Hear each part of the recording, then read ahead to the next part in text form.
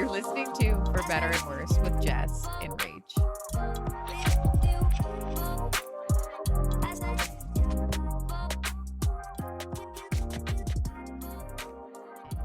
Sponsored by Robert Mondavi. Who is this guy? He's a pretty basic level Pinot Noir guy. I mean, these are like all at all restaurants. Robert Mondavi, but they sell it for like $10 a glass. We got it for $10 a bottle. Nice. Coming at you live. Coming at you live from a wedding hangover day on Sunday. with my sister. Laura Roche, everybody. Her She's episode back. just aired, and she's high on life. She's high on the thrill of it all. Honestly, I was made for the limelight. I was made for it. Thank God. I haven't received any criticism about our episode yet, so I might change my mind eventually. But as of Okay. right now, I'm riding high.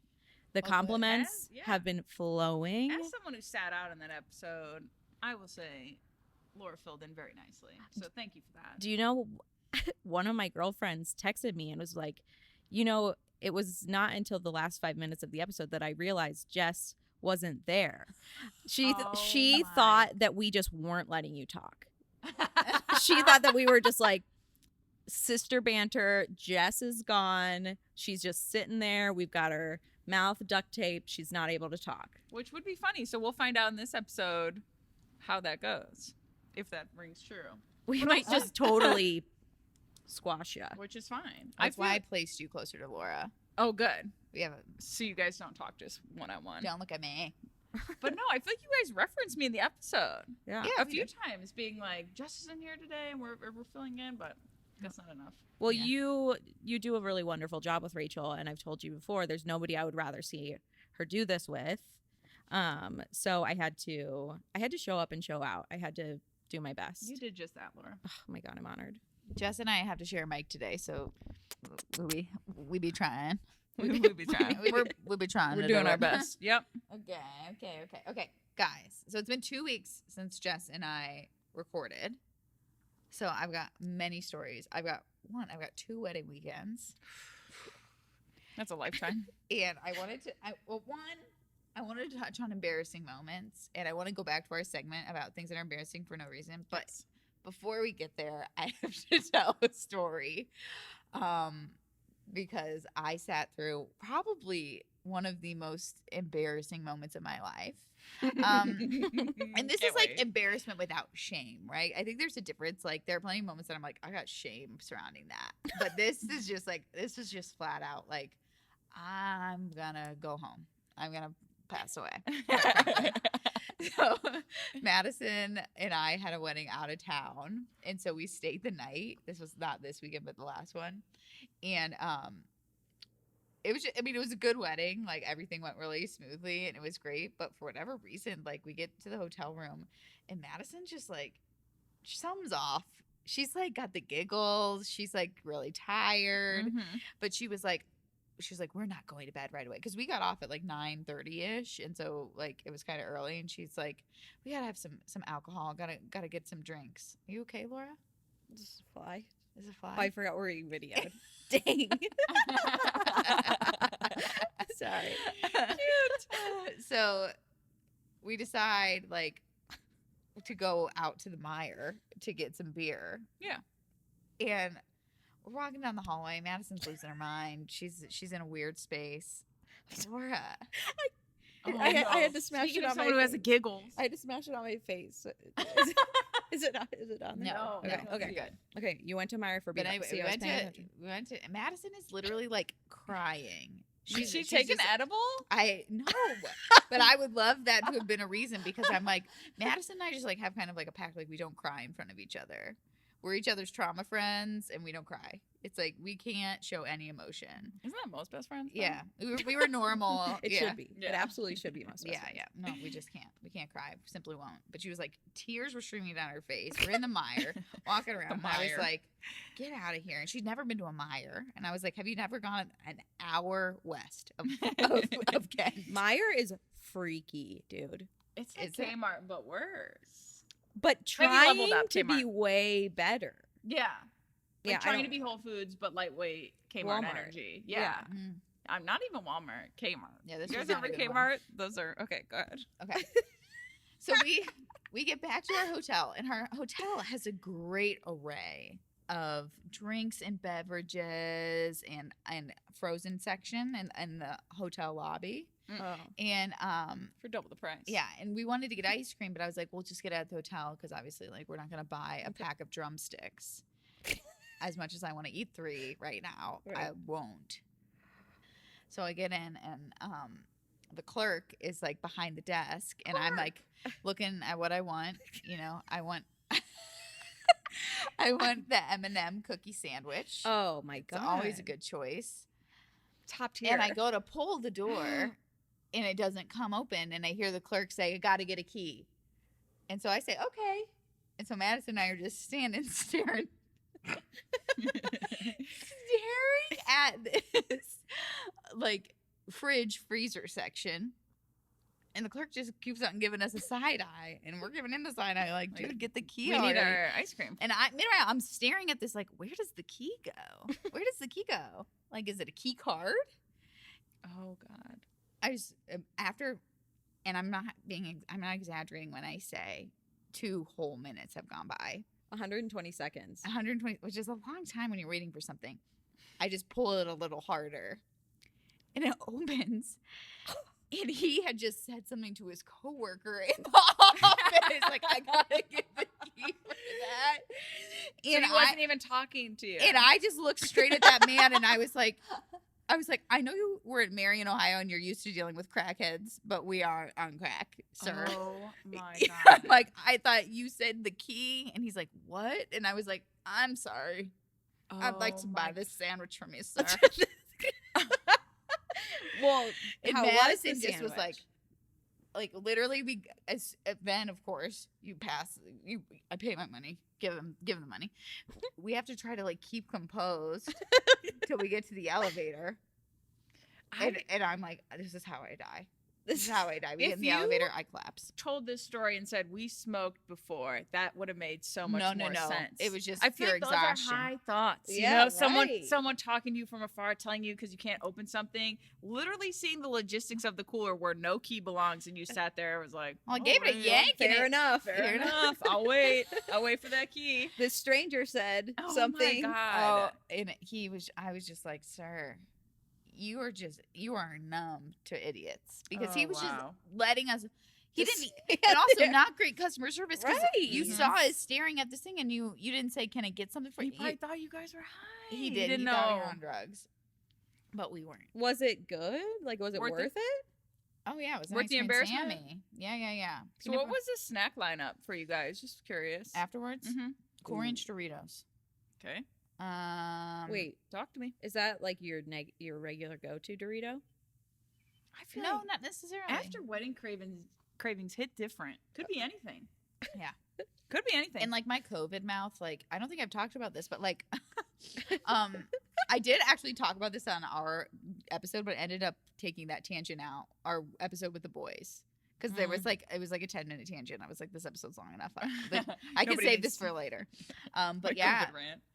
ever since I got like my smell back, I got it back, but I got it like off brand. Like it is not a good, my smell is not fully back. It's a my little taste is- muted. You no, would say? no. It's bad. Like there is like a rotten taste when I taste food. And I just have had to get used to it. Like There's a- onions are a very strong, like if there's onion in anything, it'll taste like that. It's almost like, Brassy, people are saying. no. Gasoline. Like rotten meat. Shut the fuck up. And you're still alive? And I'm eating things. 'cause You're it's like- going through life like that? yeah. Listen, I've heard. I would this love to is- be a part of a clinical trial. This is a thing. There's a term for it. I'm not sure what they're calling it in the medical field at this moment, but there's a term, and like people are suffering from severe depression because of it. Yeah. And maybe just like things tasting different, yes, but also that they aren't getting their taste and smell back at all. And I think those people are that's really- suffering that would really be terrible. really badly, because like I didn't get my that's- smell back for 2 months. I or mean, more. life's biggest pleasure is food. Am Yeah, I right? Absolutely. Am I right? Food and sex. Yeah. Food and sex. And I would just be ruined. Yeah, it sucks. Yeah. Certain foods are good. Like any sweet foods, good on the table. But it's like when you bring in like any umami flavor, any savory flavor, it's something's off. So you're telling me you're just walking around with like rotten meat mouth? Yep. I mean, it's like, it's not like but also, this is a safe space, right? Okay. 100%. I mean, it's your Okay. space. So My poop smells the way the food tastes. So like, I haven't even smelled my own shit. It just smells like that taste, if that makes sense. So essentially, you're eating your poop. Yeah. The way your poop But smells. my poop doesn't smell as bad as like it would normally smell. It doesn't smell like poop. It smells like the smell and this taste.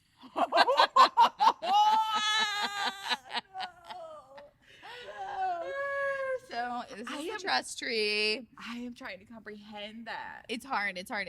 If there's any commiserators, send us a DM. Let me know if there is any medical professionals. I would love to know, is there a clinical trial? I will donate my body to science. Oh, absolutely donate your body to science. I'll do what I have to do.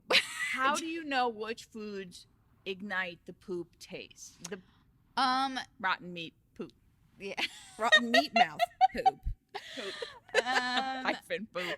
It's hard to know, but like pretty much all meat products, but also all vegetables but cooked vegetables. But I'm telling you, onions are the key to it, I think. It's just like the potatoes today at brunch. Onions are the pooper-trader. Pooper-trader. So if you're wanting to know, yes, Cool Ranch Doritos. Really, they were the pooper traders. They were the pooper traders. They were responsible. Okay. So I didn't think we were gonna go there, but we needed to. While we're talking about mouths, I have a question for you guys. Sure. Okay, so I've been trying to be a little bit more in my body lately, stay relaxed, calm. So you're on TikTok and you're scrolling, and one of those like relaxation gurus will come up and be like, take your tongue from your mouth. Rachel, yes. You knew exactly what I was going to write. Yeah. They're like, relax your shoulders, unclench your jaw, remove your tongue from the top of your mouth. Where is it supposed to go? Where does it go? You're telling me it's just supposed to float around in there?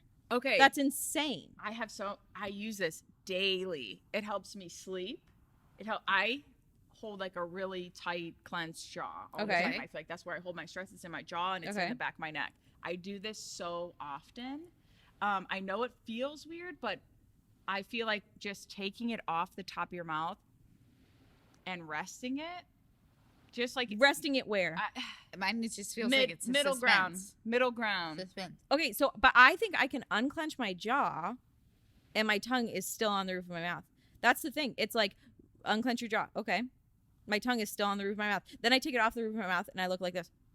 Do you feel reprieve when you take the tongue off the top? No, I feel like I have to really work out. Really? Yes. Okay. Then it's not for you. Maybe I just have like a thick tongue. Or all of life is take it or leave it. Just leave it. Yeah. Just leave it. I do this often though. I do it. I'm glad we're talking about this. To help me fall asleep, I do it a lot because I feel like I'm, stressed or something before I go to bed, and I feel like, okay, unclench your jaw, which means take my tongue from the top of my mouth. But does your tongue just float there, or does it do you push it into the bottom? I do feel like it might work some different muscles that feel foreign to us. So that might feel like a little tense, but when you do it more, I do it a lot in yoga too. I'm going to start doing it before bed every night. Just try it and take a deep breath in, exhale, release everything, take the tongue down and relax. Okay, can you tell if I'm doing it? No. It's supposed to just be for you. And if there's no reprieve, leave it. Okay. I'm too focused on my mouth muscles right now. Yeah. Let's just sip wine then. But okay, swing it back to embarrassing stuff. Mm-hmm. Okay. Things that are embarrassing for no reason. Yep. And this was something I ran into with our mutual friend Carrie when I delivered her wedding photos because I asked her what her email was. And she was like, okay, don't judge me. And she gave me an email at yahoo.com.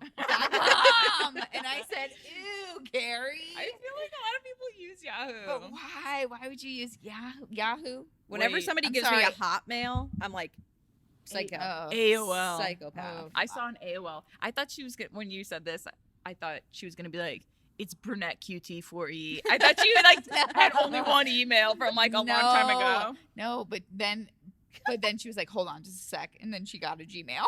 Like real quick. She's like, never mind. I can't live with this. I can't live this down. I have to level up real quick. Yeah, but honestly, Yahoo. Ooh. Yeah. It's just like, it's like almost as bad as like MSN. Like, you're telling me people use Yahoo Google searches? Bing. Yahoo search? Yeah. What do you say? Yahoo search? Yeah. Let me Yahoo it. No, it's Bing. It's like off-brand, isn't it? Isn't Bing the the Google competitor? There's a competitor for Google. They are not doing that. No, it's Google Ask and everything Jeeves else as well. That's one There's of the Google and then everything else off-brand. Right. Yeah.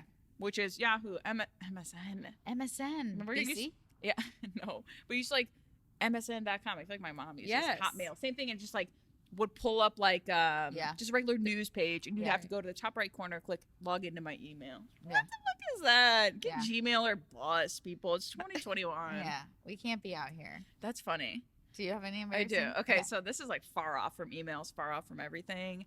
But I'm going to go into things that are embarrassing for no reason, and that is waiting in line, because it's the summer months, waiting in line for a water slide in a water park or water parks in general. First off, indoor water parks, fuck that. You always go during. Where would an indoor water park be? There's plenty. Have you ever heard of Kalahari. Great Wolf Lodge? Okay. Yeah, I just but think about that. People go during February. You have not tanned. You feel or disgusting. you have, and you are the only tan one. But like, you know those. That's almost worse. You guys know those stairs that like hurt your feet. They're like a bunch of metal holes grates. in them. Yes. The metal grates cooking in the sun. But you know what I'm saying? You're standing next to someone with an inner tube. Like, I mean, tell me how that feels comfortable in any way. And this is where I go to.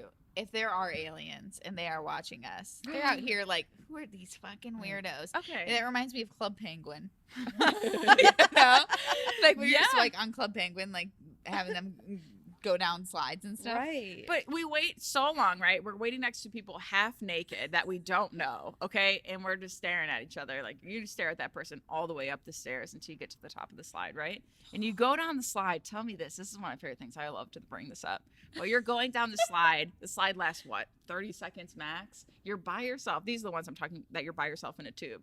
And you're like, it takes like a sharp turn, right? You're in it, right? You're in a tube. You're in a tube, and you're like, woo! By yourself. You give a woohoo by yourself. Isn't that embarrassing? But that is pure, unadulterated joy. Absolutely. But I find I get embarrassed immediately after. Like, I'm like, woo! I like smiled to myself because that was a fun turn. I was unexpected, but I'm also immediately embarrassed after. I mean, were you like just at a water park, or are you just reflecting? Reflecting. Okay. I haven't been to a water park since I was just thinking of things that, things that are embarrassing for no reason, but I feel like that's just top notch in one of mine. Yeah, because you couldn't pay me to go to an indoor water park in my adult age. No, God no. No, I went like maybe in high school. There are so many of these that we should just bring up. That's one of our new segments. Laura, you have anything that are embarrassing for no reason? I think this is a pretty common one, but like the goodbye when you both end up walking the same way. It's tough, especially when you didn't want to say hello in the first place. Mm-hmm. That really compounds it. But the like, well, yeah, I gotta be going. Good to see ya, Cheryl. I'll catch you next time. Oof. And then you both waddle away. Tell me what you guys say if you guys run into that situation. What's your go-to? Classic. Classic Midwestern. We're walking the same way. Yeah, I knew I was gonna say the same thing. I guess we're going the same way. That's it though. And then like, ha ha ha. Okay, another thing. Another thing I thought was awkward today at brunch. Renee's boyfriend, someone who I've met a few times.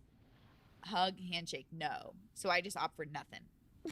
Hey, nothing. Bye. Nothing. We're not on the handshake because that's like a first greeting.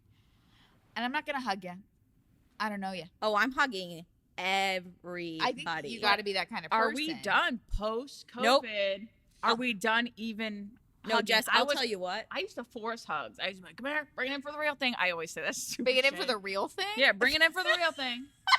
Wait, yeah. Bring it in for the Let me just cut the awkwardness out. I come in like this, open armed, like let's go.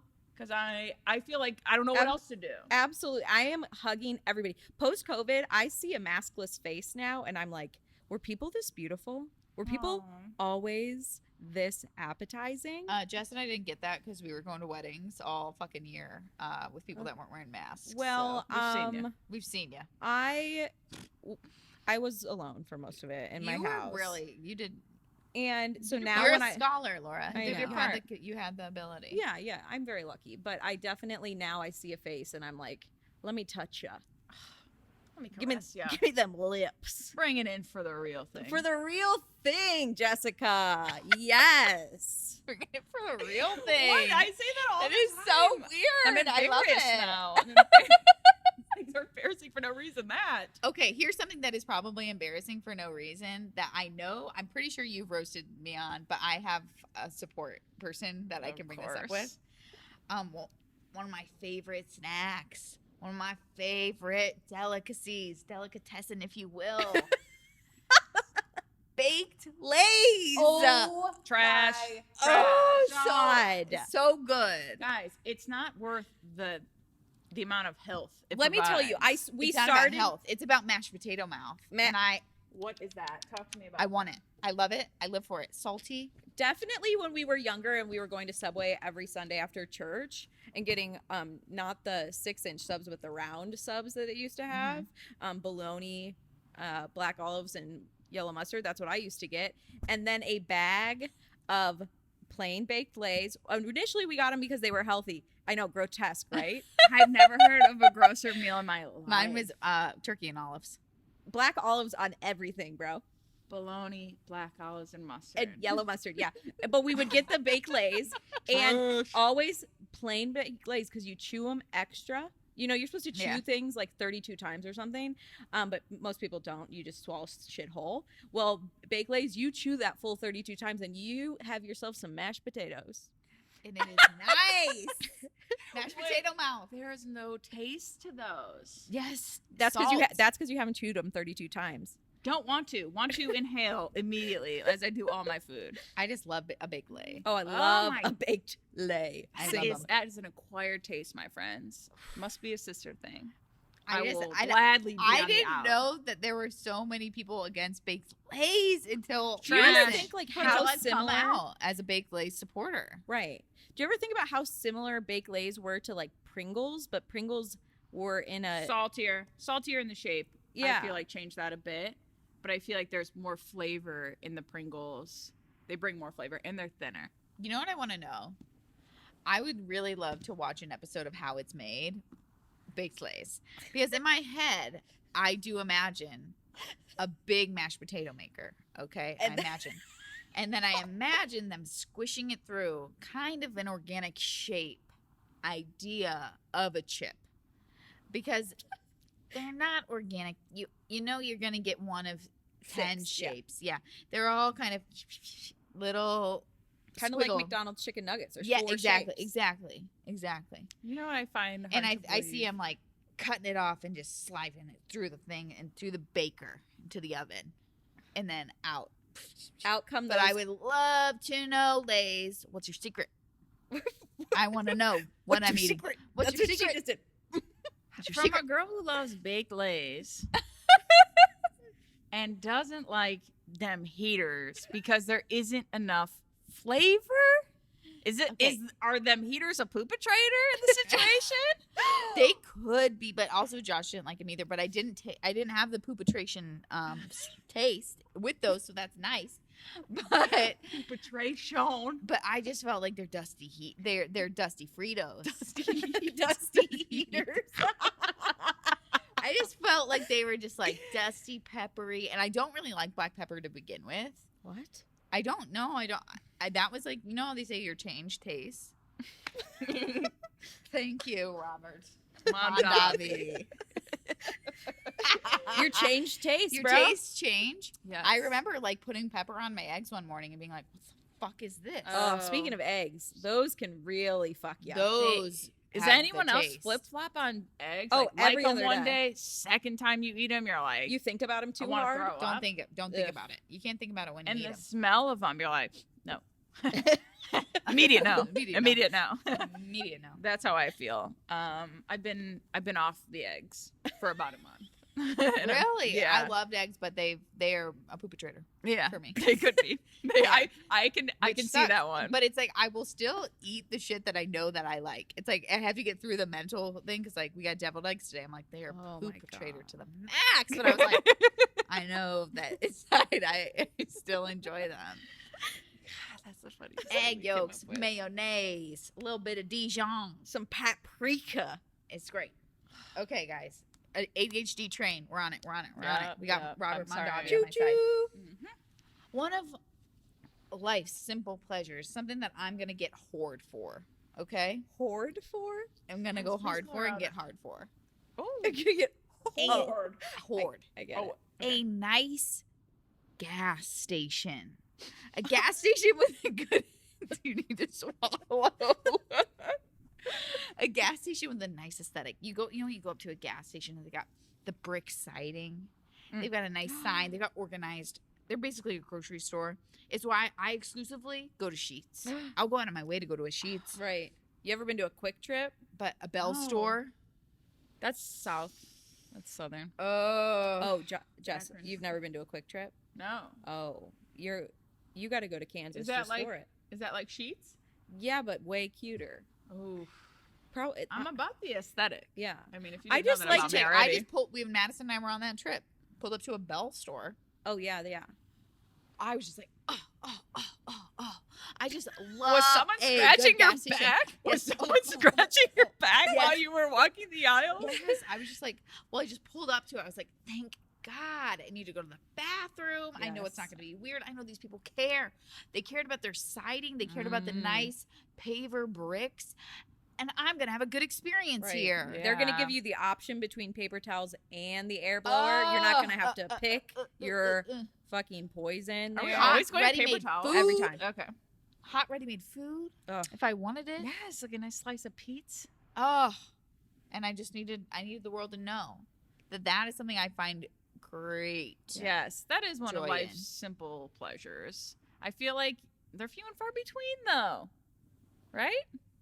They are, unless you find a Sheets. Yeah. And if you are a listener and you don't have Sheets or you don't know what we're talking about, You know one nearby you that serves hot and ready food. yeah, but Sheets is where it's at. If you ever come to PA, Eastern Ohio, I was like, Rachel, we're not in PA.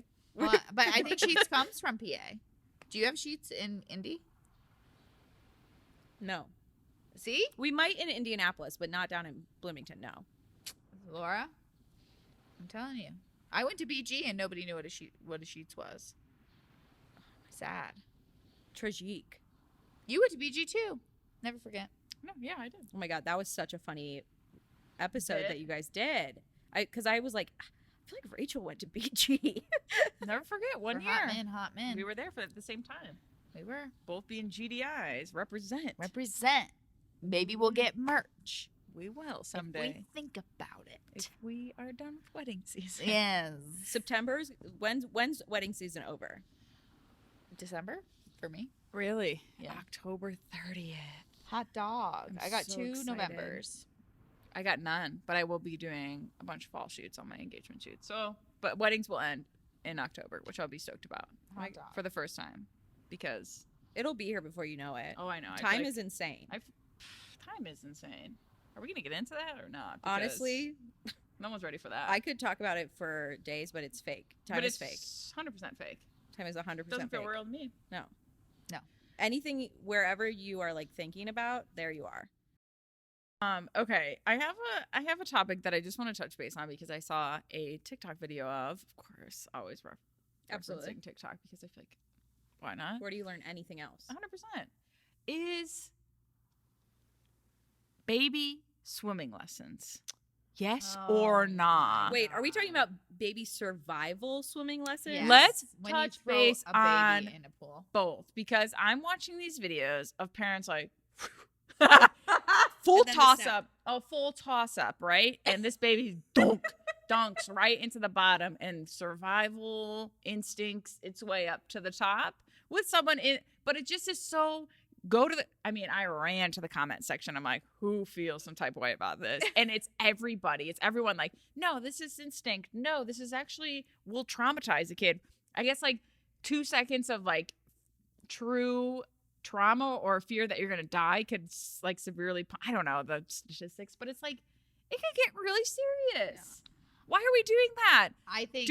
Is it good or is it bad? Okay, baby survival swimming lessons are most popular in communities that actually have pools. So I feel like it's big in Florida where like people just have pools attached to their houses. Yeah.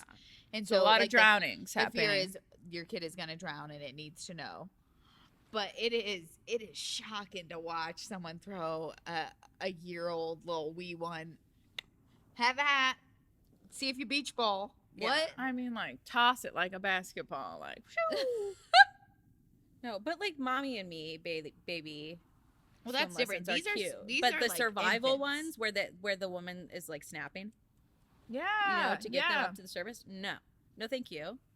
No, but like I hold your hands or on a kickboard, right? While you kick and look in your face and tell you how cute you are. Yes, I'll do that. But I agree, Rachel. I think it's definitely like if it's a community like that is very aquatic based, but like an aqua center, sure. Yeah. Kent, Ohio, no. We don't need to be doing that at the wellness center. But this is the thing, and this is the thing you'll never be able to test out. I would love to know, was an 8-month-old baby crawling by the pool, falling in? There's no one there to snap it. Did it live? These are things we don't know. Well, we saw on Rescue 911 in the 90s that they didn't. Because I used to watch that religiously, and I feel like that was a reoccurring. That kids would go. I get that. That sucks like toddlers though. Yeah. So the Mommy and Me maybe would be beneficial, or just don't have an in-ground pool. Just make your child walk around with an inner tube, and then they'll be prepared for those water park scenarios. Right. So they'd be more comfortable. Yes. Mm-hmm. Guys, this is unrelated to pretty much what we've been talking about. But leave it to Rach. Did you watch One Tree Hill? Yes. 100%. Okay. No, every episode. One of the episodes that will stick with me is after One Tree Hill went down the tubies a little bit. Mm-hmm. You know where I'm going with this? Oh, I know. Is when was it Clay's dead wife's doppelganger? Yes. Came and what was Clay's? Wait, what season are we talking? Oh, we're late. We're late. Oh, I stopped after I was in high school. After they were out of high school? No. It went off the rails. Yeah, that's why I stopped. Okay. Oh, so I'm on from But I'll just never forget. It's like there's a scene where, God, what's Clay's girlfriend's name? Quinn has to fight his dead wife's doppelganger. So it's this girl. It's the same actress, obviously, but like this woman that looks exactly like Clay's wife. And they're alone in Clay's mansion. Which, like, what did Clay do? He was recruiter or something like that. He was Nate's agent. Agent. And they fall into this pool. And Quinn has to fight her off, and she gets trapped in the pool cover. Doesn't die. You think she dies, but spoiler if you're there. But honestly, a reoccurring nightmare for me is getting caught up in one of those. Have you ever fallen in a pool with a pool cover? No. I grew up with the pool. So we actually used to play this fun game. Rich Brunswick. No, just saying that we used to play that game though, and every time we did, my mom or dad would be like we get in so much trouble for it, which is why we wanted to do it. Which is really scary though, but it's a scary. It's a scary feeling doing what you're not supposed to. Duh. I mean, you're going not allowed. In the pool with the cover still on. No, but yeah, you would like put your hand up on it, but it would suction you in, and I feel like that's where my claustrophobic days started. Fuck? Yeah, really scary it's really stuff. Weird to do that, but yeah, that was really weird One to do Tree that Hill, if you recall. I really would like to rewatch One Tree Hill. I don't think I could. Will and I tried, but we couldn't even get through the first season. Oh no! But I think I could do it on my own. But he hasn't seen it, so I'm like a little embarrassed by how bad it is. But it's Did you see the Sophia Bush and Peyton and Haley. Tell me how good they looked in that photo So they posted. So Good. they're hot. Drama Queens, new podcast. Yeah. Not sponsored. Well, sponsor us immediately. Media. But also back to pool days. I know you guys can't relate, but not because We Because grew we up on a were- lake. Okay. well, which is even cooler. They have a way cooler Yeah. backyard than We I didn't grew smell up in. cooler. I'll tell you that much. No, but I feel like nothing beats. There's nothing like dad closing down the pool every season. And if you knew, you grew up with the pool, what it's like to close down the pool with your father or mother, What did you do? it was traumatic. What? Just there, it's so strategic. It's so traumatic that you get yelled at every 5 seconds. Like, no, people will know if you grew up with the pool and you had to help close down the pool every season. This is for us Cheers to you. because we made it out okay. Cheers. Or we Cheers. didn't, Yeah. and we're working out it in therapy. Cheers to that. Cheers to that. I like being so close to you, Jess. I know. I feel like we're doing well. That's what best friends can't be close. Can't be close. Can't cry together. It was Jerry's birthday. It was Like on Friday. And I wanted to post a photo to be like, happy birthday. Like, people do on their stories. They photos together. We had a photo from right before I started watching Ollie I watched him for a few weeks when she went back to work before she moved down to New Philly or whatever. And it was just like, I was like, I can't post this photo of us. I had like greasy bangs. It was rough.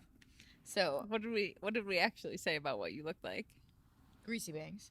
No. Are we allowed to say it, or is Did it? I look tan? No. Did I look dead in the eyes? You could cut this out if you want to. What? But we said you looked Amish. Oh, yeah. You're pushing mad Amish vibes. And I was like, I looked at the picture. I was like, I like zoomed in on her face, and I was like, Josiah. It was so funny. You can cut It that was so out if funny. it's No. too It was a controversial. Okay. Why? Looking Amish is controversial. I'm like trying to give you the out. I'm like, what did we actually say that It you look was- like? You were like an Amish boy. and I did. with your And bangs. I go from quirky to Amish boy real quick. I mean, with the bangs you did. Yeah. Not anymore. But got when the you curtains, yeah. the curtains are in. Curtains. Curtains are here. Okay, everyone. Okay, but get to the meat. get into the meat. Get in the meat of the episode. I'm sorry. Did you say get into beating The meat, of yes. the episode? Okay. Yeah, we've been plugging that in. Yeah, I don't know if beat the people meat. beat the meat Yeah. of the episode. Yeah. Like it. I like the it. tip of the dick. Yeah. Beat the meat. Tip of the dick is my absolute favorite little quip. I'm so glad because it actually was 100% unplanned, and now it's become Yeah. a thing that people. I think it just hits them unexpectedly, and I Yeah. find that We endearing. love a reoccurring quip. We do. But anyway, Laura's here, my sister, if you didn't know, is here because we just did a self-love session with her. Which is also a boudoir session, which is when she gets in her underwear and is hot, and we take pics of it. And did it in this studio that I own. Mm. Word, look at me. Yes. So we were gonna have Laura talk about that experience, her journey with her body, and Self-love and Self-love. what that's looked like with her, and why doing this was such a big deal for her. And Yeah. yeah, a milestone, if you will. If you had asked me 2 years ago if I would ever be photographed in my underwear in a public space, I would have said, you're out of your mind. I don't think we're in a public space. it's not her home. No, yeah, okay, Yeah. Yeah, outside of her home. I mean, I'm not outside, okay, yeah, but I'm certainly in a public space. yeah, because I'll post everything on the Right. internet. And that is a part of it, is that I'm okay with that. Nice, yeah. How did you get to that point, though? I would like to say very deliberately, but it sort of just happened. And I think once I stopped thinking so much about my body, I started just acknowledging that I have one and started to appreciate it as just like an evolutionary marvel. Yeah. Ooh, Because- I love your words. Well, Laura with the words, I know, okay? She just crushes it. Howling. Wait, that part did make me laugh a lot. Yeah, I definitely would not have thought that I could ever do this. Having my sister shoot it was Tell me about the experience of Don't this tell self-love them, session. I was very unprofesh. Okay. You're her Well- sister. But I mean, like, did you feel comfortable? Absolutely. There were moments where I was like, oh yeah, Rachel's good at this. Yeah. Like, definitely because we're sisters, it was just like chill vibes, like pop your booty, Get it, girl. little girl. But then there were other Were times you that not genuine with your hyping? no, I she was Oh, I was genuine. she was Okay. absolutely genuine. Okay. And it was in those moments that I was like, oh my God, if I didn't know her and this was just a I don't know. scheduled session. Yeah, scheduled session, I would really be enjoying it. She had Good. like a special playlist on. did. The Lizzo. vibes were right. Girl Power playlist. GRL, PWR, Girl Power. Yeah, it was fantastic. Iggy Azalea. Oh, I do. I love myself some Iggy Azalea. you? I don't like. I think I'm not like big pop culture-y. I don't know a whole lot about like what goes on in celebrities' lives, but Iggy has been there for me in some very important ways via Zumba class. Yes. Okay. The Okay. bitch Never can forget. write a bop, Okay. She or can. she can pay someone to write a bop. But if she was right now. we can groove Yeah. to her. And we did. I do love me some Iggy. Yeah. Yeah. And I thought it was cute. Her and Laura and Will went like shopping for some outfits together, which is her Oh, partner. Yeah. That's So he was in on it. Yeah. And that's fun. I never thought to do that. And to I- like ask your partner to be like, what do you think will look good on me in the shoot? Yeah. That's such a fun way to incorporate, unless you're surprising Yeah. that partner with it. But No, Yeah. he definitely knew that this was like a big thing for me to be comfortable enough to do. And wow. so yesterday we were down in Canton shopping and just trying whatever. And it's COVID, so you can actually try things on. So I was just like, do I like it? Doesn't matter. Put it in the cart. Yep. We're taking this with us. And I got home and we did a little fashion show at lunch, you know? Ooh. Oh, And- I wasn't there for it. Of course you wouldn't. be. And he was like hyping me up and Oh, just that's so so cute. excited. I know, he's an angel, He's absolute angel, which is honestly how I think I got to a place where I feel comfortable enough in my body to do something like this. Because the safer I feel with him, the easier it is for me to be alone, if that makes sense. Like we started dating 6 years ago. I was 24 and I was just looking for a home. Like I was just looking for somebody who could keep me safe and make me feel like I could just sit in silence with them, despite not being like a quiet person. I just needed somebody to be calm with me because everything in my mind was so hectic. And over the last 6 years, we've really, I don't know, we've both grown and evolved so much. He's followed me through my graduate program and just been an absolute shining star and created this space for me to find myself. And sometimes it's difficult for us because finding myself means more independence. Finding myself means going out with my friends and talking to random people and doing my own thing.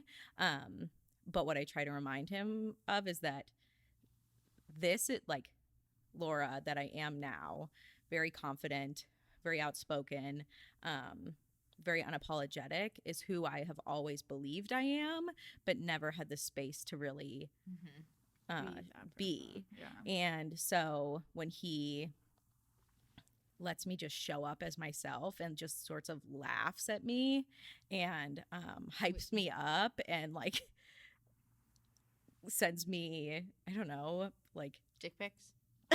no dick pics, but I was gonna say like memes. Yeah, he's a memer. He's a big memer. Some I people just communicate just through memes. Yeah. And if you can do that, Or I feel dick like it's pics. power couple. Yeah. Yeah. yeah. Mix of both. Pick a and you're poison. in. You're in heaven. Absolutely. Do you get dick pics? No. Oh, is that a thing? Oh, I just didn't know. No. Will is a shy boy. Little Okay. baby shy boy. I was going to say earlier, I was like, because you said sit in the silence. I was like, good. That's one of Will's go-to Yes. looks. And it's something that we have struggled with because even on my like bad days, even when I haven't felt the most myself, I am very social and very outgoing, and I want to make other people laugh and be around them, and he is far more not antisocial, but introverted. Yeah, introverted. And so sometimes I struggle to think like, how can we be so different and yet compatible? And the answer is that is why we are compatible. Yeah, absolutely. I was going to say that is probably why. Because there are moments where I'm like, man, I really want this. I really want a partner who can come to these parties and wow the room, and I don't have to worry about if they're having fun. And I want to make sure that I want them to be able to come in and just be fine. But also, like, I like to be the center of attention. Like, I like to be the one that wows the room. I don't want someone competing with that. Right. Absolutely. And so this like fictional version of like a potential partner that I have in my head is not actually somebody that I could build a life with. Right. Like there's so much that he and I just do differently is what makes it possible. I believe that. And so doing this self-love session, being a part of his being a part of the journey was just sort of like, yeah, Laura, like I could never do it. I'm not outgoing like that, but I'm glad that you're at a place where you can be, because my whole life my body has been something that I have been embarrassed by in ways that I think a lot of people are embarrassed by their bodies. Or just apologize for. Yes. I think feeling the need to apologize for your body. And even like now as I'm in it, like honestly, just like a season of weight gain, which is like hard because it's like, I was just saying to Laura, like exercising is something that I enjoy, but it's not something I have time for. And Right. so like the natural thing of that is like, you know, I'm replacing exercising with a second fucking full-time job. And that's okay. And I'm replacing a lot of things with a second fucking full-time job, you know, full night's sleep. That's also been sacrificed. But it's hard to get to this point with your body when the media and when people in your life are so normalized with talking about weight, with mentioning weight, where it's like, this is just the vessel in which I live. And right now I live on like binge eating pizza at the end of the day because that's the only time I've had. And that's fucking okay because I'm still surviving. I'm still doing well. And it's not going to be this season forever. Like, and that's what's so weird is like, I felt like this need, like even when I was like picking out an outfit to wear to my friend's vow renewal, Jerry's vow renewal yesterday, I was like talking to Josh. I was like, I'm just feeling chunky. And like working through like that's okay, and that I just need to find more clothes that I feel good in, and I need, you know, and that there's no moral value assigned to adjectives in that way, or a pant size, or a dress size. It's just, this is what it is. I have this friend. Her name's Abby. She's a beautiful human inside and out, and she's actually has a natural athletic build. She has been a volleyball player since she could walk. I mean, you know what volleyball players look like, and she did volleyball all through college. And we worked together for a few years right out of college, and I'll never forget this, it just like changed the game for me, is that she's like, no, I'm like chunky and I'm like loving it. She's like, I love the way my face looks, my body looks. Like, I love being chunky right now. And I was like, you know, just in my journey, you know, with trying to love my body. And I was like, oh my gosh, I love, like, that feels good. Like, I just respected her as a human and everything she stands for, that I was like, let's normalize that. Like, let's normalize that. Like, I love that about her. And she works out for her own mental health, and like, she looks good and she is happy with her body, and that's all that matters. But I was just loving that she was like, I love that my body is looking different, and like, that's different than it has been her entire life. She's like, I love the way I look like this, and I'm like, fuck yeah, I loved it. And I feel like that's changed you know, the way that I look at bodies and like loving what chunky looks like or what, you know what I mean? Yeah. Like loving your body as it goes through different stages of your life. Right. Well, I think we're like sold this lie that your body should remain the same. Like, I think it starts that part. Yes. I think it starts when we're in high school and we watch television shows where 20-somethings play high schoolers. Mhm. And then we become 20-somethings and we're like, why didn't we look like we did in high school? And the answer is biology. Right. Yeah. Right? And so we learned so young that our bodies are something to be handled, something to Sure. be changed and manipulated, and rather than appreciated Yeah. for simply like getting us through the world. Life. Yeah. I also feel like we're also coming off of, I mean, I could speak personally about our parents who were like, try on my wedding dress, and you're like, Ugh. could never. I Right. mean, that could fit up my thigh. You know what I mean? I feel Yeah. like our parents, the generation above us or two is like hella skinny, and I feel like that was just really hard to be like. And it specifically fitted my wedding dress, and they were like Yeah. a 2, and we're like, our bodies aren't built the same way, Right. honey. Mm-hmm. Like they won't be, and I don't think they will be from generations on because of what we're working to build now with, you know, body positivity and such. And Yeah. we just have to rid of that, but that's not so far from us millennials. You know what I Yeah. mean? And so like we're working, and like Gen Z is doing a good job, I feel Yeah. like, of TikTok promoting changed my life. Same. Absolutely. The body positivity side, even just like the rapid consumption of diverse bodies Yeah.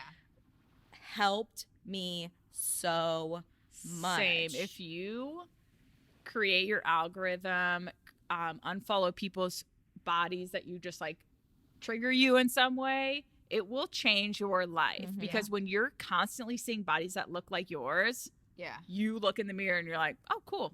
Yeah. You don't have those same judgments that you have every day. It is so wild. Yeah. Absolutely. In That can change particularly you. People's content who's related around their bodies. Mhm. Like obviously, good like point, yeah. there are natural bodies that are thinner or bigger Yes. or whatever.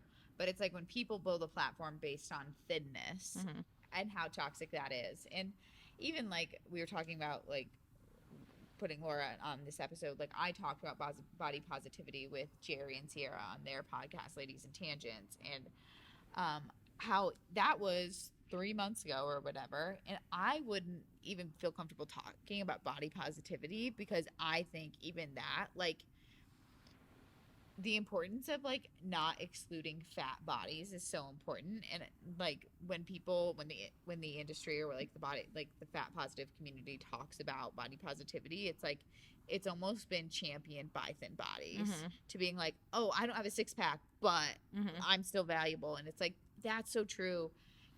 Your energy's in the right place, but still like fat bodies are being policed in a way that Mhm. like, you know, they get the but it's just so unhealthy. Right. And it's like, so is fucking drinking 8 monsters a Yeah. night, Chad. So But, is like, the unresolved trauma you're Yeah. living with. Right. so Barb. is your unmedicated depression, Kyle. Like get your fucking shit together. Right. Like we all got shit and it doesn't matter. Like be a kind person, and like fat doesn't mean unhealthy and skinny doesn't mean healthy, and being able to like just see people for people and Mhm. try to see through and into who they are Mhm. and how important that is. And just taking the time to challenge yourself, to think about where your thought is coming from. Like, why am I so concerned with how this other person looks? Is it Right.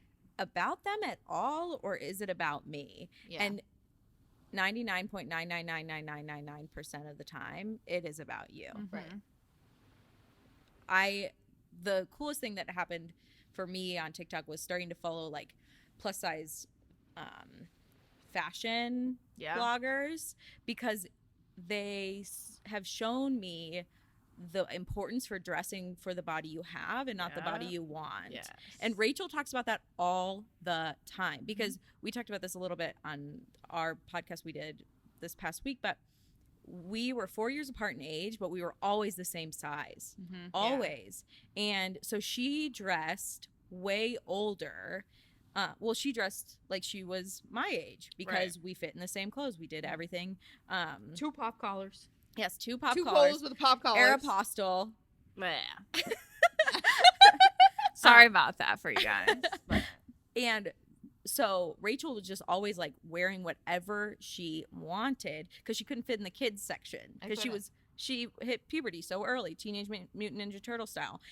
And I was like trying. Don't mean the same thing.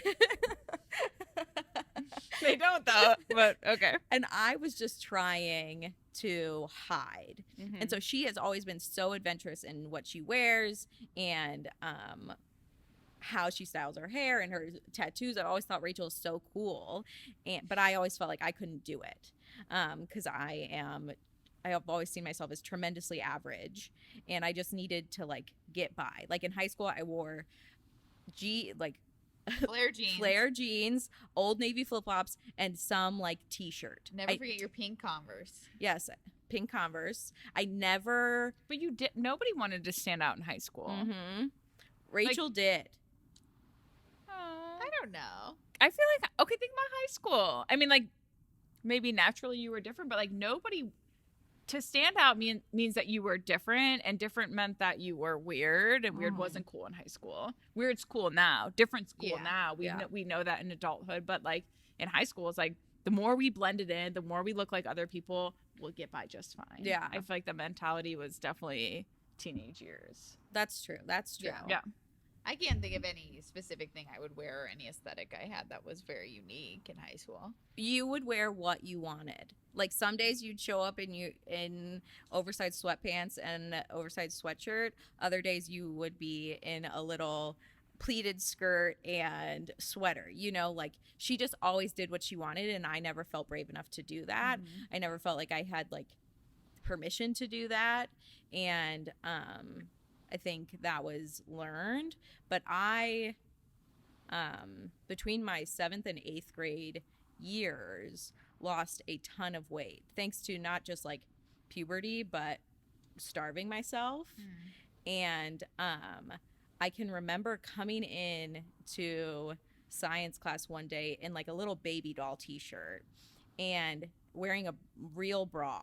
Like not just a sports bra, trainer bra, wearing a real. Shout out to the moment when you put on a real bra. Walking in, but all the boys noticed. Oh, of course. And they said things, and I was like, oh.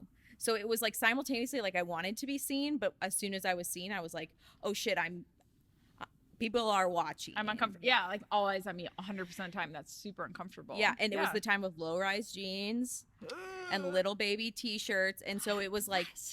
It was just about, I don't know, your body was, I never felt like my body was mine. And then that was reinforced time and time again through high school, through college. And this past year with the pandemic, I have finally gotten to a place where I feel like I can't think anything but my body is mine. I can't do anything but love my body because it's gotten me through so fucking much. Right.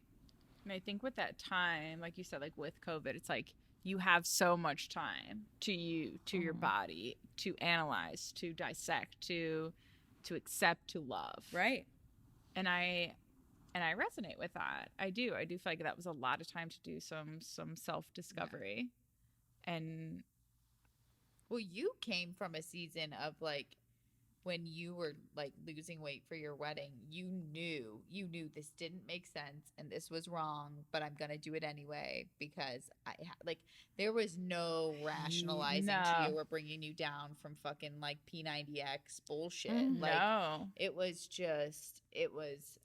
tough. It was really tough. And it's not something, I don't promote sweating for the wedding. I know that if you want to achieve a certain look for your day, I'm not here to tell you I'm not anti-workout, anti-diet, nothing. Like, I'm just here to accept you. But I was like, I know I don't look like myself. You know, I know, but I worked hard for this. That's another thing, because like when you are working out and you are trying to achieve a certain look, it's like you become proud of that because you're putting in really hard work Right. and you're putting in sacrifice. So it's just hard to like get into that mentality versus like hard work and being proud of that, or just loving the body that you're in. Yeah. I feel like I ride that wave between the two all the time, and that's just like my personal struggle with it. But 100%, that was really difficult. And I'll just say, like, speaking to any like brides or anyone that is in the same mindset, the thing that I kept saying to Jess is, I understand wanting to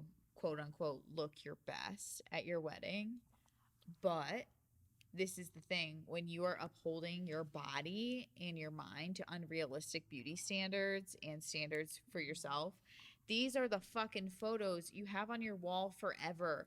And I don't want you to look at those photos and compare yourself to that person that you held to unrealistic standards for the rest of your life. What like that.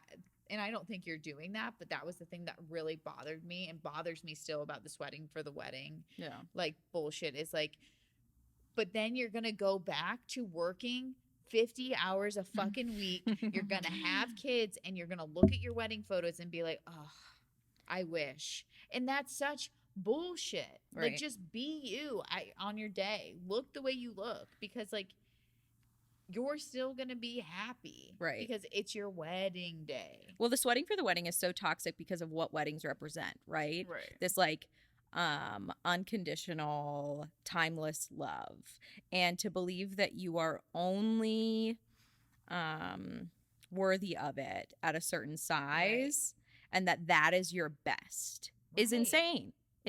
I mean, it makes sense given the culture that we live in and are socialized in as women and just people in general. But when you think about why you're getting married, hopefully it's because you feel unconditionally loved by your partner. Mm-hmm. And to believe that you have to look a certain way at the same time, those are just incompatible. It's like cognitive dissonance. It's like Right. these things are not going together, Right. but you're trying to make them live together. Right. And it doesn't make sense. And it's honestly just so toxic. Like, and it fuels a toxic industry, which is so hard. Like, just like the fitness industry in general. Like, I'm someone who really does enjoy exercise, and I've enjoyed being a part of the fitness communities I've been a part of.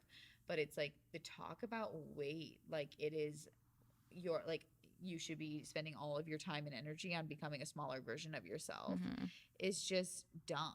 Yeah. Like, honestly, to me, like, I have no tolerance for it anymore, because I'm like, do we not have anything better to talk about? Like, if you're at a yoga class, do it for yoga. Right. Do it for breath work, and do it for relaxation, and Right. do it for endorphins, and do it for mental health, and, do it for, getting energy out during your day. Mm-hmm. Why is your top priority burning calories so you can earn your food? That is just the worst thing for me to hear. That we have to earn anything that our body needs to survive is insane.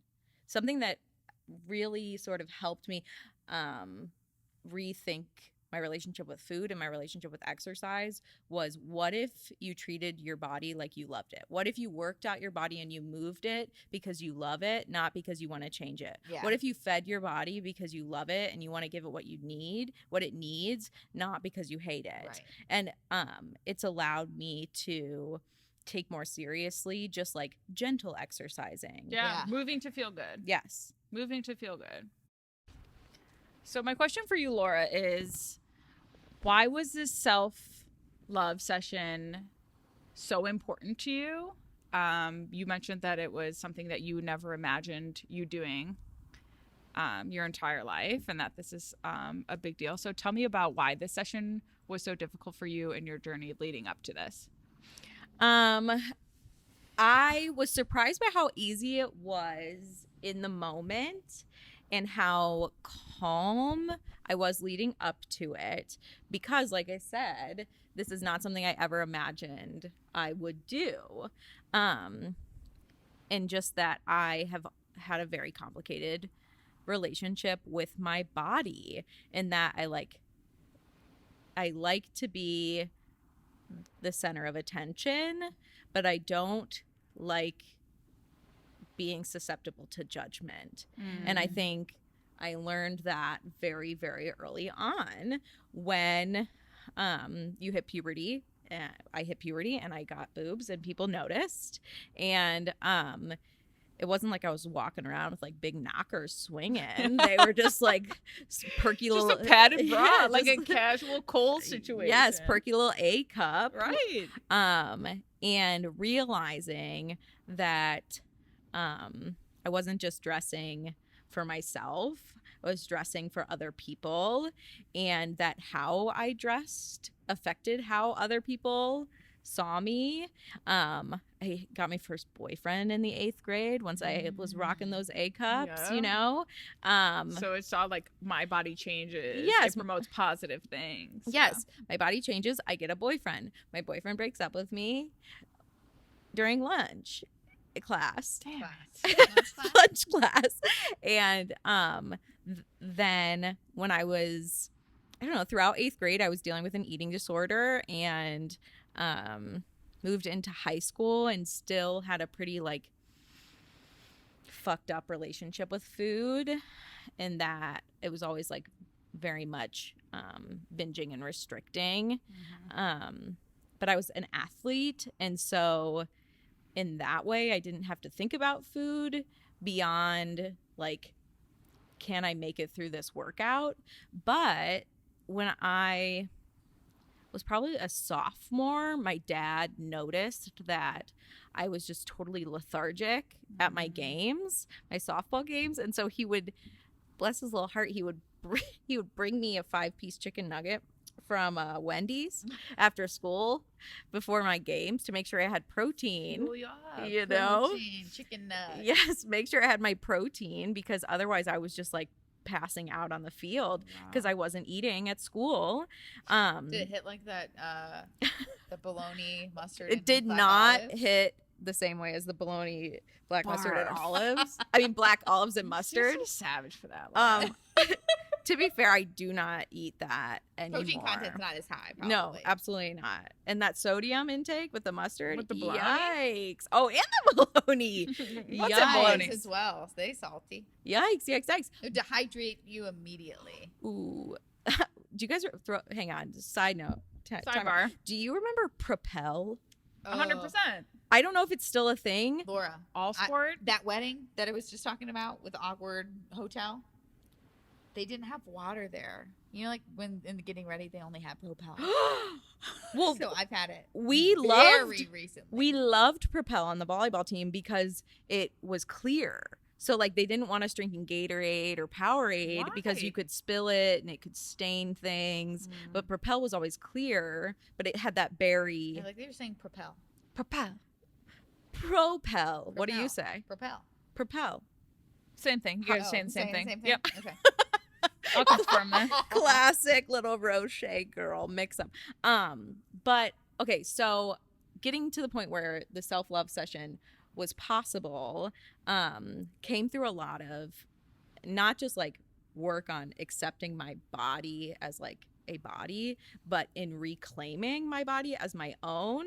I was I believed that I was going to be a virgin until I was married. When I was in middle school, I can remember having a conversation with one of my best friends about how if I love a man enough to sleep with him, he should love me enough to wait. Oh. And we were raised in the church, and not by any like dogmatic standards. It was not like super, Just like purity culture in general Yes, was there, sure. but it wasn't like serious. and so I just like very much believed like my body is for my husband, without interrogating like, do I even want a husband? Do I Right. like men? Have we even thought about that? Yeah. Little child Laura, you know? Spoiler alert, I do. And so I went through high school like very pure, and it was known that I was pure. Like it was known that I was not having sex. Or Um, drinking, or breaking the rules, Yes. or getting anything less than an A, or like you were Yes, I was very straight and narrow. Yeah. Except in gym. Yes. Well, that was middle school. That was middle school Jess. She wouldn't have fucked up again. No, I would know. Never, She knows Learned her better. lesson. Never. I worked very hard to maintain this like good girl image. And despite like just not feeling like I was that person, like I always felt like a fraud. Not like I was lying, just like I didn't belong to this like purity culture that I was like the little queen Mascot of. of. Yeah, mascot is more appropriate. Thank you. And so I graduated high school. I had never had sex. I don't know that I had ever really done anything but like fool around with Under the pants action. Yeah, a little if you bit of will. pants action. Under With the pants or over the pants? maybe a little bit of both. Okay. Woo-hoo, you know. But never to like Rachel and I have talked about this, never to come. Never. Do you remember getting fingered in high school? None of us knew what it was for. First off, cut your nails. And second, like, stop jamming it in Right? there. Like, Yeah. relax. It was No. absolutely because the boy wanted it. Yeah. Like it was 100%. absolutely for my partner. It was what I don't know. Like what are you getting out of this? what was I getting out of it? Just Up a, my- a bunch Also, of like, they didn't know, like, cut this out if you want to, but, like, clit stimulation is not something any No. high school dude No, knew no, no, no, about. no. I don't even think it's anything I knew about. Just keep going. But it was just like ramming it into Yes. there is what you thought I liked. Okay, then I guess I like it. We're figuring it right, out. but that was absolutely it. This is. Then it's not about. Right. It was like fun to make out and like, Right. but it was not about having any sort of like It was about getting horny. right. Yeah. And just getting staying aroused. horny. There was never not horny. We're just gonna stay horny all night because you got to finish, but we're just gonna stay horny until we Right. drive all the way home. Thank you. Because frankly, I didn't even know But I that. wouldn't have even known how to finish myself off. I at wouldn't that have age. even I agree. known. I feel like we're all it's a time for exploration, right? Like we're all figuring it out. I wouldn't have even known that finishing as a girl was an option. Yeah. Same. To be perfectly honest, at 16, 17, even into college, when I was like doing more with boys, still fooling around, not having sex, and still very much like a part of a group of friends who knew I was not having sex. It was like a big, like, oh, Laura's little virgin Laura. Yeah. And so when I finally did have sex, it was with this like random guy that I knew, didn't live around here. It was like totally I'll never see you One again. night stand ordeal. Yes, but he was funny and fun and we were friends and I just felt like, okay, whatever. And absolutely was not for my pleasure, just for like intimacy's sake. I just wanted that. For the sake that you did it. Yeah. Yeah. And I just wanted that with with someone. And the next weekend I remember being at the bars and there was a boy that I was talking to I liked and I was like, all right, I'm gonna do it again. Just like I don't want it to be only with that one guy. I'm gonna try another guy. I'm gonna see how it is. Yeah. And again, it was just like, you had fun, dude. That's cool. Yeah. Right. And I had fun because I was pursued.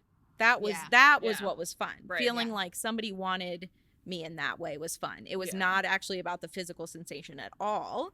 And then I had one more guy that I think I slept with, who I knew from high school and I really liked. We had dated very briefly, but had only ever like made out. And he was so wonderful and good. And it to this day is like my only like good memory of sex pre being assaulted, because a week later I was sexually assaulted by someone I knew and someone I trusted. And it was then that it was confirmed for me that my body is not for me to enjoy. I had one night with a guy who was like interested in like making me feel good and happy. And then a week or two or so later, a boy that I trusted decided that it wasn't his turn. it was his turn to feel good and my turn to weep as he did. And it changed my life because it was a friend. I really struggled to call it abuse or assault, I really struggled to say that it was anything more than just like a mistake. Or misunderstanding, or maybe because you had consumed alcohol, you gave wrong, give the wrong message. Yeah. But no. And then, so I was 21 when that happened. And that was my senior year of high school, or my senior year of high school, I was 21. My senior year of college, I was 21. And I just went crazy. I went absolutely off the rails, blacking out 4 times a week, going out, hanging out with dudes, doing what I wanted to do, what I quote unquote wanted to do, because I just felt like I was a good girl for so long, and this still happened. Yeah. You just felt like it didn't matter. No, it didn't matter. It was also like your way of coping. Right. In a weird way that you didn't know you needed to. Right. I know now that it was like a psychological attempt at like reclaiming myself and my body. But at the time, it felt very much just like, who cares? Yeah, or I think honestly convincing yourself that it didn't matter. Right. That you could have sex or, be penetrated or whatever by anyone. It didn't fucking matter. Right. It didn't matter. Right. Like, the more people you did it with, the less severe the assault would feel. Right. Because you know. And then I moved away from home. I went to graduate school in Arizona, and I was 22, and I ended up like dating this 33-year-old who was also in the graduate program. You don't have to say the name, but I've got no memory of this. Yes, and he was like very sweet. Okay. A very like woke little academic man. Okay. And we just like would fool around. Nothing serious happened. But I was like, oh, this is what a nice guy is. This is like nice. And then I like dated a few other guys, and it was fun and cool. But it was still never about my enjoyment until I told one of them about what happened to me, and instead of responding with like anger and like I'm gonna kick this fucking guy's ass, which is like a classic dude response, he Charlie, he was so sweet, he just said, I am so sorry. And that was when I realized like, yeah, that was bad. It wasn't just like unfortunate or in a miscommunication, it was bad. And it ironically, it was his acknowledgement that something bad had happened to my body that gave me permission to say something really fucking bad happened to my body. Yeah. I was going to ask you, when was the moment you realized that it was what it was and not something that you've just kind of swept under the rug or made excuses for? Was it that moment? Yeah. And I think I was 23 probably. Okay. So 2 years had passed. After it happened. Yeah. And then I graduated from my program in Arizona, and I moved to Georgia to teach. And I was very alone down there. I was teaching at a very small school, and I love teaching, but it cannot be your whole life, or you wind up exhausted. And I was exhausted. I was going to say bitter and weird. Both things, all things can be true. Spoken from a true sis. Yes, bitter and weird. All things can be true. And so I was 24. I was down there, and then Will and I had met through friends, and eventually started dating. But we were long distance, and so when we would see each other, it was very just like sweet and romantic and intense.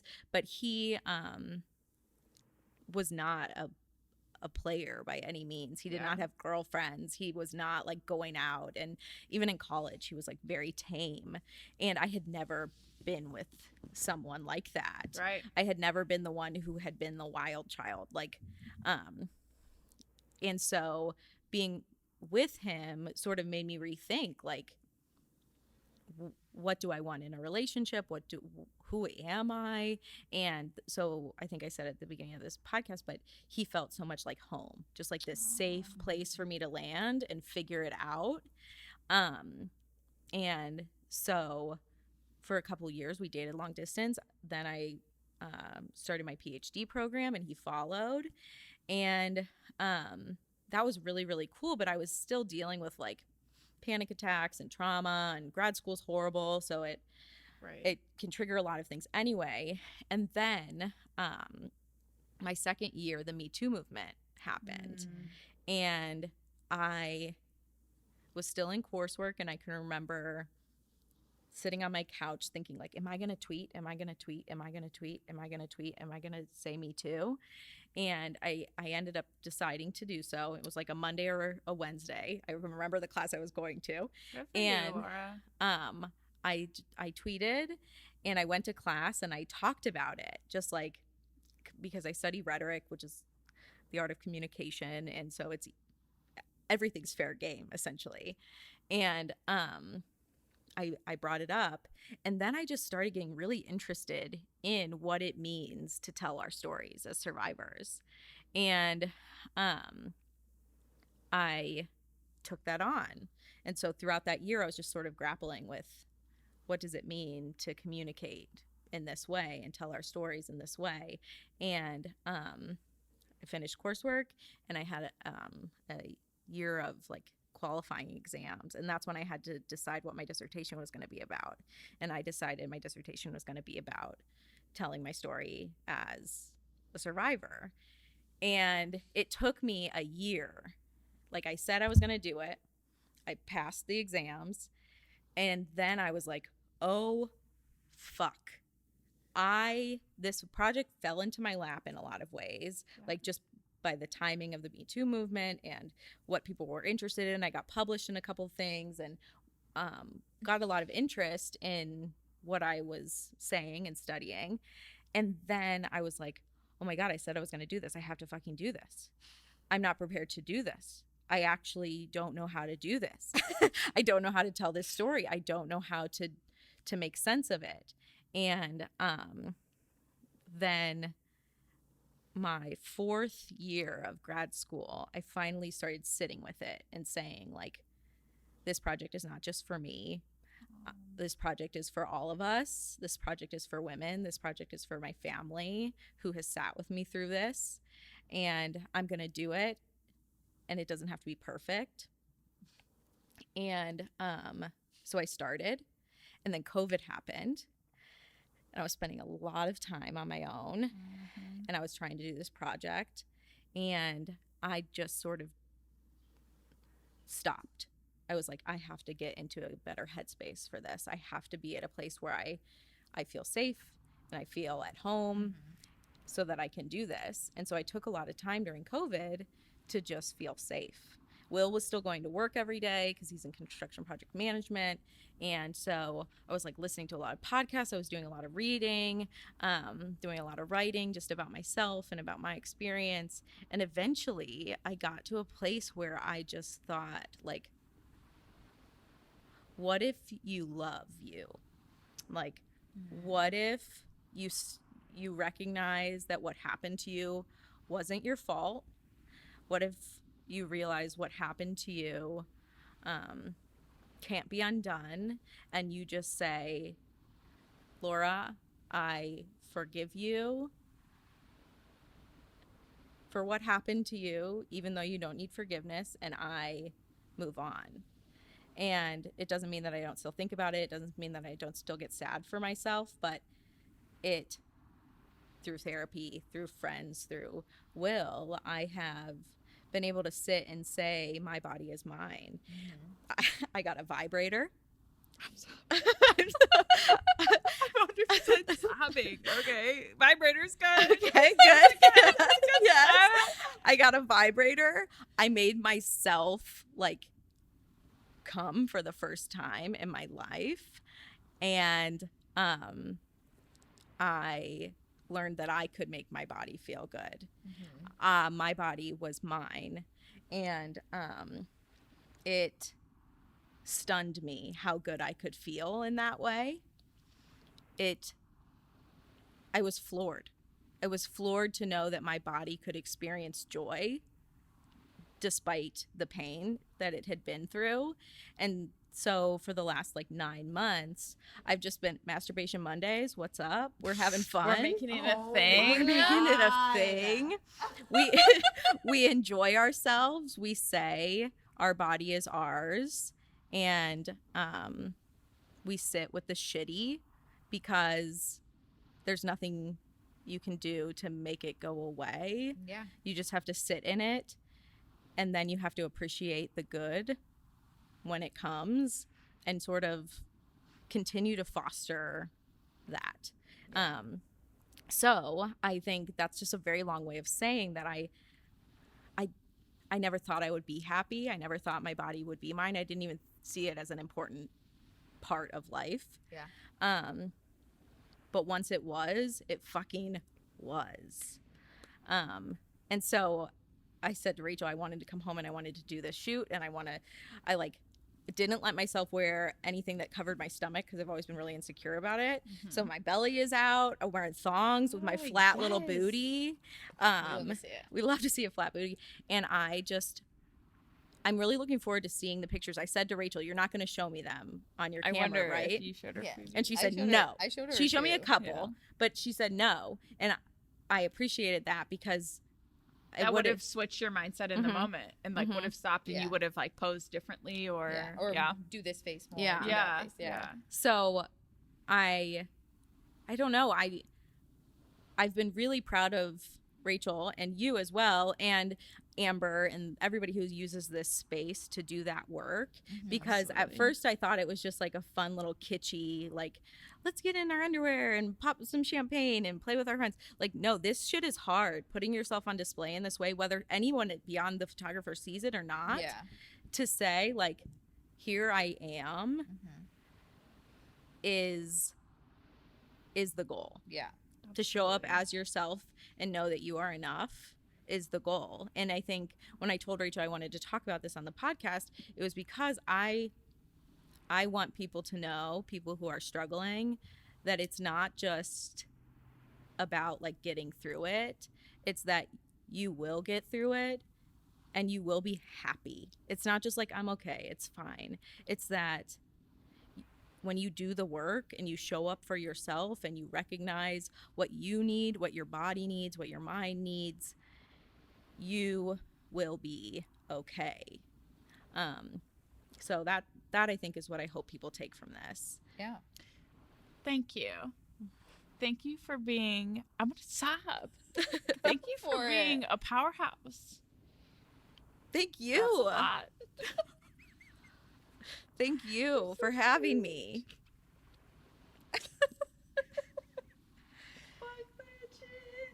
Okay. No, seriously, that's a lot to come out and say. God damn it. Okay, wine. Robert Mondavi. Shout out. Robert No, seriously, Mondavi. Laura, that's huge. So thank you for being you. And Do you want me to take over?